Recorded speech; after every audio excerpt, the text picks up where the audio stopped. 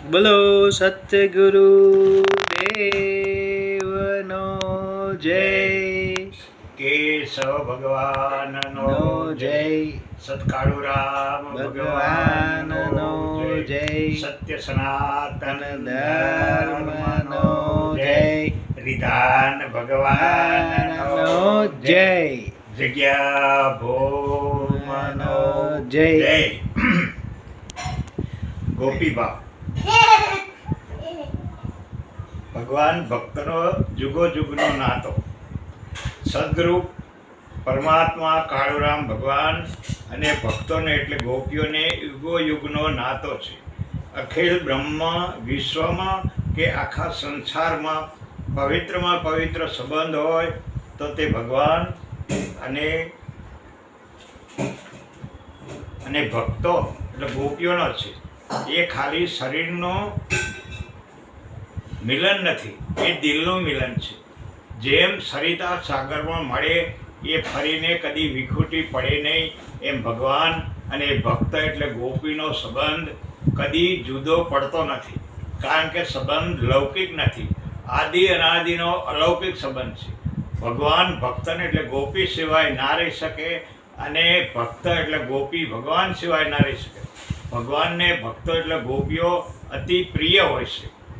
એટલે બ્રહ્માનંદ ભજન બ્રહ્માનંદનું ઉધો મુझे संत सदा अति प्यारे जाकी महिमा वेद उच्चारे मेरे कारण छोड़ जगत के भोग पदार्थ सारे निसदीन ध्यान धरे हृदय में सब घर काज विसारे मैं संतन के पीछे जाऊँ जहाँ जहाँ संत सिधारे चरण रज निज अंग लगाओ शोधो घात हमारे संत मिले तब मैं मिल जाओ संत न मुझसे न्यारे बिन सत्संग मुझे नहीं पावे कोटि जतन कर डारे जो संतन के सेवक जग में सो मुझे सेवक भारे ब्रह्मानंद संतजन पल में स्वभाव बंधन टारे. अरे भगवान અને ભક્તનો નાતો એટલે ગોપીઓ માટે તો સ્વર્ગનું સુખ મૂકી ભક્તના જેવું જ રૂપ ધારણ કરી આવે છે. ભજન બ્રહ્માનંદ ઉધો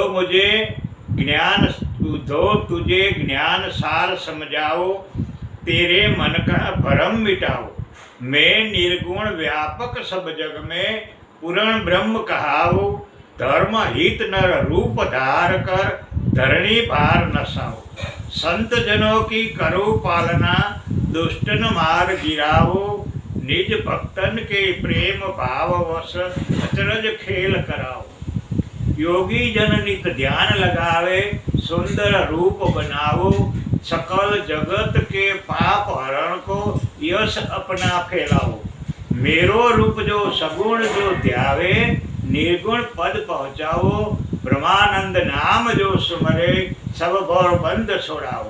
ભગવાન ભક્તો એટલે ગોપીઓ સાથે ગલી કૂચી અને શેરીઓમાં ફરે છે.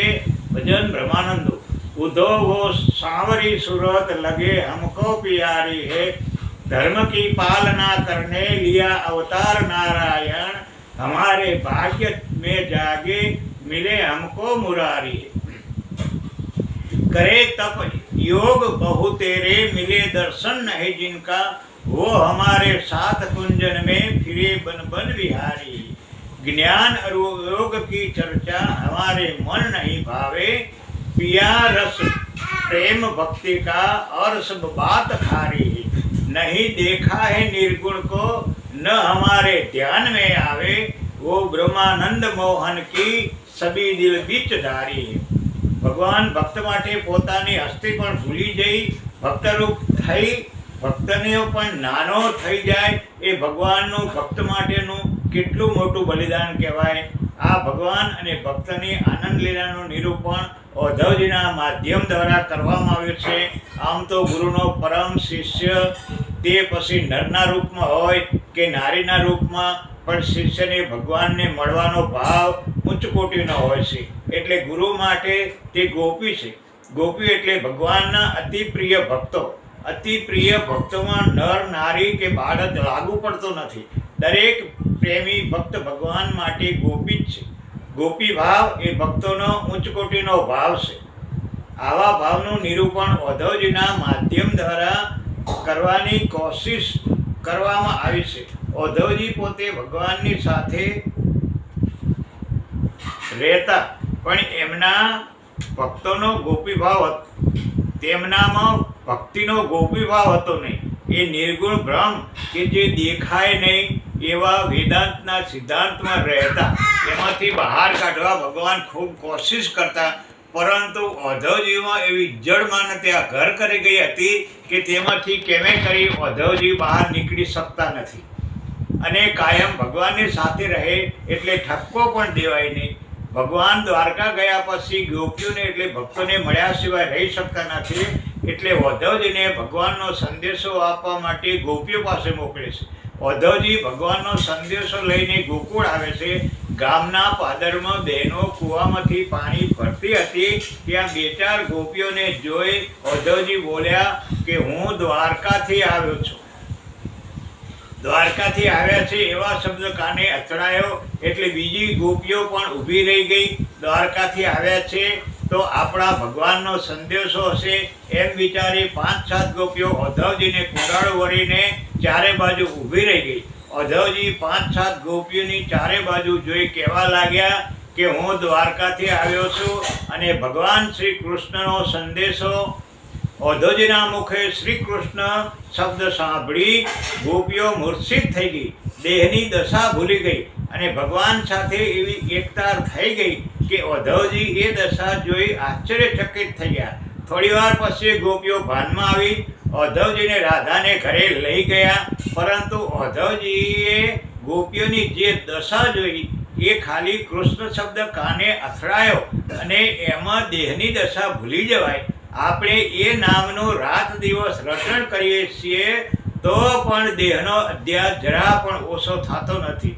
ઓધવજી મનોમન પસ્તાય છે કે પરમાત્માની આટલો નજીક આટલો સાથે રહેવા છતાં જે હેતુ માટે માનવ જન્મ મળ્યો છે એ હેતુ તો મારો સિદ્ધ થયો નહીં. પરમાત્માના પરમ આનંદથી તો હું વંચિત રહી ગયો. ઓધવજીથી રહેવાયું નહીં. એટલે ગોપીઓને કહેવા લાગ્યા કે તમને આ શું થયું તે મને સમજાતું નથી. એટલે ગોપીઓ ઓધવજીને કહે છે કે ભજન બ્રહ્માનંદનો મુझे હે કામ ઈશ્વર છે જગત રૂઠે તો રૂઠ ન દે. कुटुंब परिवार सुख धारा माल धन लाज लोकन की हरि के दर्शन करने में अगर टूटे तो टूट न दे. बैठ संगत में संतन की करो कल्याण में अपना लोग दुनिया के भोगों में मौज लूटे तो लूट न दे. प्रभु के ध्यान करने की लगी दिन में लगन मेरे प्रीत संसार विषयों से अगर टूटे तो टूट न दे. धरी सिर पाप की मटकी मेरे गुरुदेव ने चटकी वो ब्रह्मानंद ने पटकी अगर फूटे तो फूट न दे. भजन ब्रह्मानंद गजल. न बजिया वैद्य क्या देखे मुझे दिल की बीमारी है. कभी कफ रोग बतलावे कभी तासीर गर्मी की. जिगर का हाल तू मेरा नहीं जाने अनारी है. सनम की मोहनी मूरत बसी दिल बीच में मेरे. न मन में चैन है मुझको खबर तन की भी सारी है. असर करती नहीं कोई दवाई कीमिया तेरी. बिना दीदार दारू के मिटे नहीं बेकरारी है. अगर दिलदार को मेरे मिलावे तू कभी मुझसे वो ब्रह्मानंद गुण तेरा करूँ मैं यादगारी है. ઓધવજી કળિયુગમાં સદગુરુ પરમાત્મા કાળુરામ ભગવાનનું નામ એ ભવસાગર તરવા માટેનું ઉત્તમ સાધન છે. આ પરમાત્માનું નામ જેના હૃદયમાં પ્રગટ થાય, ગુણ અને અવગુણથી રહિત પરમાત્માનું નામ નક્કી થઈ જાય તો એનો મનુષ્ય જન્મ સફળ થાય છે. ભજન બ્રહ્માનંદ. श्री कृष्ण नाम सार उद्धव कठिन योग है. आसन मूल बंद तान प्राण अपान कर समान. कैसे धरे ध्यान सभी तज के भोग है.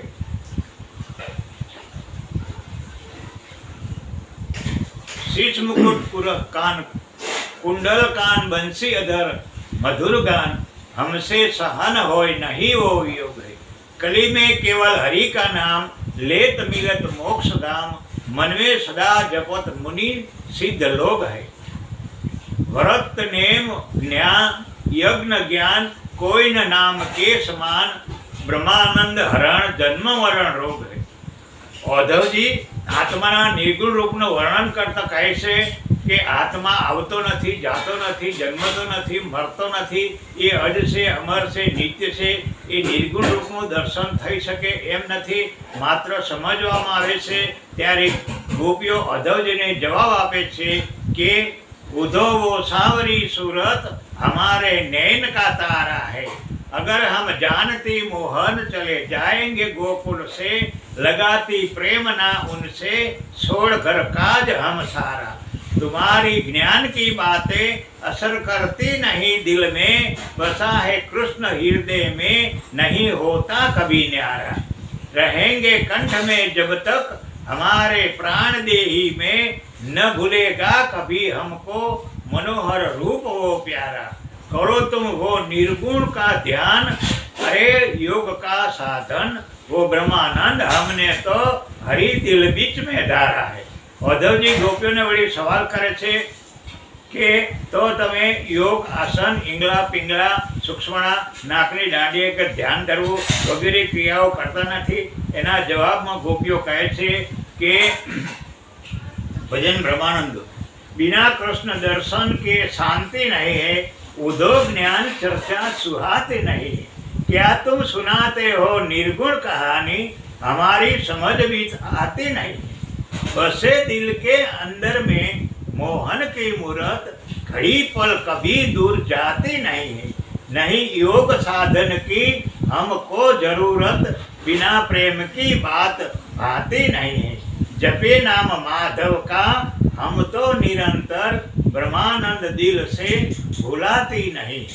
ગોપીઓએ ભગવાનનો સંદેશો સાંભળ્યા પછી, સત્સંગ સમાગમ જ્ઞાન ચર્ચા સાંભળ્યા પછી પણ રાધાથી રહી શકાયું નહીં અને औधवજીને કહેવા લાગ્યા કે औधवજી ભગવાનનો સંદેશો તો તમે આપ્યો, પરંતુ અમારા ભગવાન કેમ છે એની તો વાત औधवજી કહો। ભગવાને ભક્તોની દશાની જાણકારી હોય છે, એમ ભક્તોને એટલે ગોપીઓને પણ ભક્તની સ્થિતિની જાણકારી હોય છે। ભક્તોના હૃદયમાં ભગવાનની છબી હોય, ભગવાનના નામનું ભજન ભક્ત પોતાના હૃદયમાં કરતા હોય, એક એક રૂવાળું ભગવાનનું ભજન કરતું હોય એટલું પૂરતું નથી, પરંતુ ભગવાનના હૃદયમાં ભક્તનું સ્થાન હોવું જોઈએ।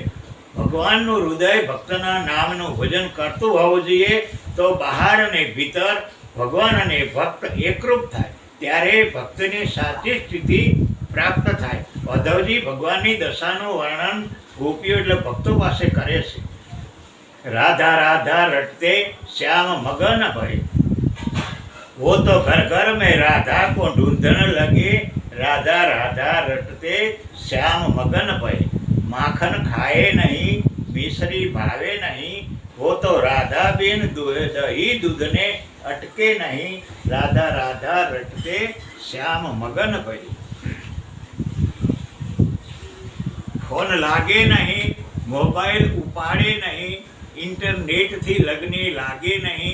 राधा राधा रटते श्याम मगन भय, राधा के रंग में रंगे श्याम दीवाने भये, वो तो राधा राधा राधा रूप होने लगे। राधा राधा रटते श्याम दीवाने भये। काळुराम भगवान भेड़ा रहजो, पुरुषोत्तमनी प्रीते मळजो, आ तो युगो युगनो नातो जोड़ी રહેજો। રાધા રાધા રટતે શ્યામ મગન ભય। ભગવાનની દશા એવી છે કે રાત દિવસ રાધા રાધા રટ્યા કરે છે અને રાધાનું ભજન કરતાં કરતાં ભગવાન રાધારૂપ થઈ જાય છે અને ઘર ઘરમાં અને ગલી કુચીઓમાં રાધાને શોધવા લાગી જાય છે, પોતાને ભૂલી જાય છે અને રાધામય થઈ જાય છે। રાધા સિવાય ભગવાન રહી શકતા નથી। ભગવાનને રાધા સિવાય માખણ મિશ્રી ખાવાનું બંધ કરી દીધું છે। માખણનો લોંદો ભરવા જાય અને વલોણામાં રાધા દેખાય એટલે ભગવાનને માખણ મિશ્રી ખાવાનું બંધ કરી દીધું છે અને રાધા વિના દહીં દૂધને અડતા પણ નથી। ભગવાનની દશા વિરહેણી જેવી થઈ ગઈ છે। औधवજી ભગવાનની દશાનું આગળ વર્ણન કરે છે કે ભગવાનથી રહેવાય નહીં એટલે ઘણીવાર ફોનથી વાતચીત કરવા પ્રયત્ન કરે પણ તમારો ફોન લાગે નહીં। જ્યારે જોઈએ ત્યારે તમારો ફોન બંધ જ પડ્યો હોય છે અને મોબાઈલથી વાતચીત કરવા પ્રયત્ન કરે, મોબાઈલની રિંગ પૂરી થાય પણ ઉપડે નહીં અને ભગવાન નિરાશ થઈ જાય. ઘણી વખત ભગવાન ઇન્ટરનેટ ઉપરથી સંદેશો મોકલવા પ્રયત્ન કરે પણ ઇન્ટરનેટ ઉપર લગ્ન લાગે નહીં એટલે સંદેશો મળે નહીં. ભગવાનને તો હૃદયથી હૃદયની જેમ તમારું હૃદય ખુલી જાય ત્યારે વાતચીત થાય. એના સિવાય ભગવાન તરફડિયા મારે છે. જેમ પાણી વિના માછલી તરફડિયા મારે એમ ભગવાન ભક્ત વિના તરફડિયા મારે છે. તમારા વિના ભગવાન રહી શકતા નહીં. આપણા રંગમાં ભગવાન એવા રંગાઈ ગયા છે કે ભગવાન રાધાના દીવાના બની જાય છે. રાધા રાધા રાધા કરતા કરતા પોતે રાધારૂપ થઈ જાય છે. ભગવાનની દેહ દશા છૂટી જાય છે અને આપ સાથે તદાકાર થઈ જાય છે. ભગવાનની દશાનું વર્ણન કરતા ઉદ્ધવજી કહે છે કે ભગવાન સિવાય ભક્ત રહી શકે નહીં એમ ભક્ત સિવાય ભગવાન પણ રહી શકે નહીં.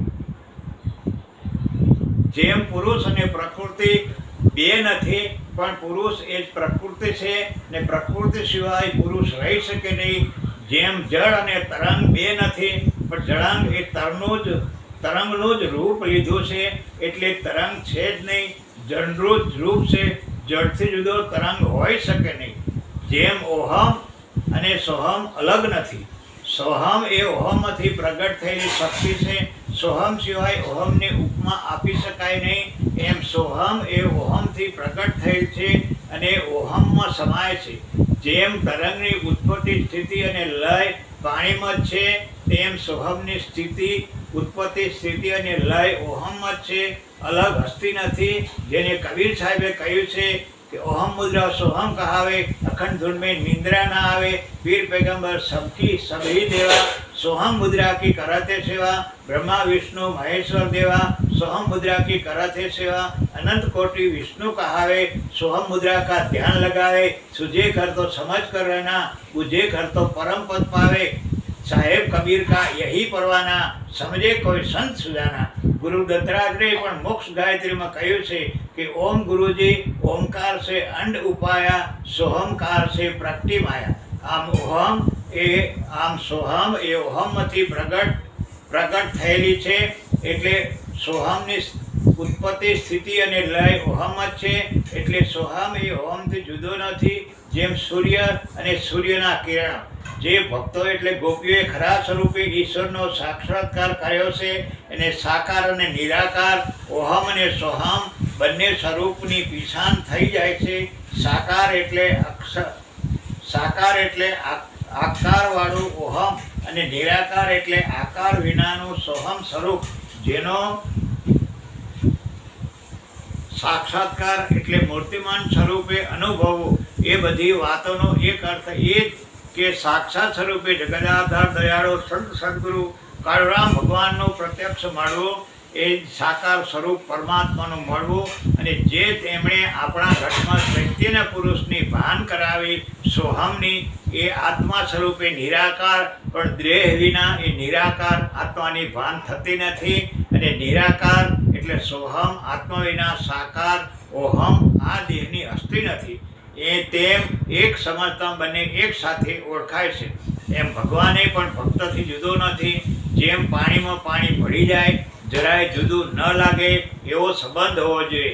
અખિલ વિશ્વમાં કે આખા સંસારમાં પવિત્રમાં પવિત્ર સંબંધ હોય તો તે ભગવાન અને ગોપી એટલે ભક્તનો એ ખાલી શરીરનું મિલન નથી, એ દિલનું મિલન છે.